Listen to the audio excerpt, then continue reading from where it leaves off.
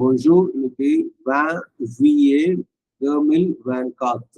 That is 20th July 2024, 2024 ஆண்டு ஜூலை மாதம் 20ஆம் தேதி. 15th August 1956ல மதர் சொன்னது. Une fois et une confiance absolue à la grâce et à dernière analyse, la sagesse suprême.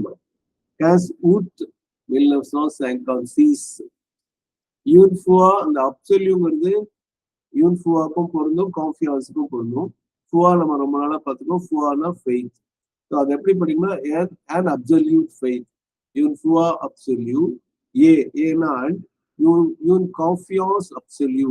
என் absolute confidence. அப்போ என் absolute faith and confidence சேர்ந்து படிக்கலாம் இங்கிலீஷ்ல படிக்கும் போது. அப்போ கான்ஃபியான்ஸ்க்கு வந்து கான்ஃபிடன்ஸ்ல டி மிஸ்ஸிங், ஆனா அதே பொருள். கான்ஃபிடன்ஸ் நம்பிக்கை, ரெண்டுமே விசுவாசம் என்று வேணா சொல்லலாம். முழுமையான நம்பிக்கையும் முழுமையான விசுவாசமும்.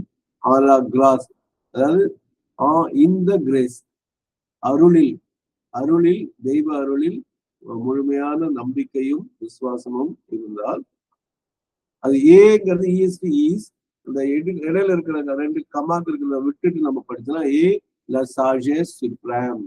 அப்போ சாஜஸ் அப்படின்னா SAGE சேஜ்னு நம்ம இங்கிலீஷ்ல சொல்லும்போது சியர் ஞானிங்கிற பொருள்.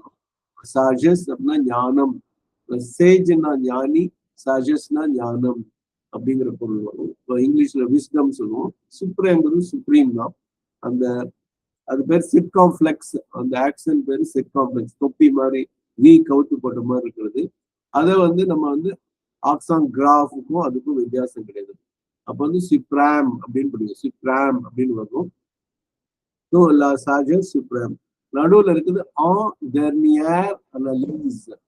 அப்போ dernière analyseனா dernièreனா இறுதியான, கடைசியாக. அனலிஸ்னா நம்ம நல்லா ஆராய்ந்து முடிவெடுத்தால் இறுதியாக நம்ம என்ன முடிவுக்கு வரும்னா லா சாஜஸ் சுப்ரேம். நம்ம அதுதான் மிகச்சிறந்த ஞானமாக இருக்கும், அப்படிங்கிற ஒரு பரம ஞானமாக இருக்கும் அப்படின்னு சொல்லலாம். 15 août 1956. 15னா 15, ஊத்துனா ஆகஸ்ட். ஊத் அப்படிங்கிறது நல்லா தெளிவா சொல்லணும். ஊத்து தண்ணி, ஊற்றுங்கிறது எப்படி ஊத்து அப்படிங்கிற மாதிரி இருக்கும், அது மாதிரி சொல்லணும். 1956.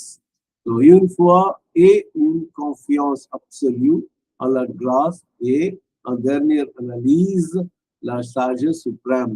இங்க உச்சரிப்புல கவனிக்க வேண்டிய விஷயம், இது முன்னாடி இது வரைக்கும் சொல்லாதது. அப்சல்யூல இருக்கிற பிய வந்து பின்னு சொல்லாம கிட்டத்தட்ட பி மாதிரி சொல்லுவோம்.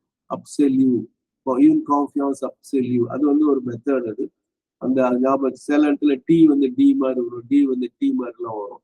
அது அந்த இடத்த பொறுத்து நான் சொல்றேன், ஏன்னா இப்ப சொன்னா குழம்பும்.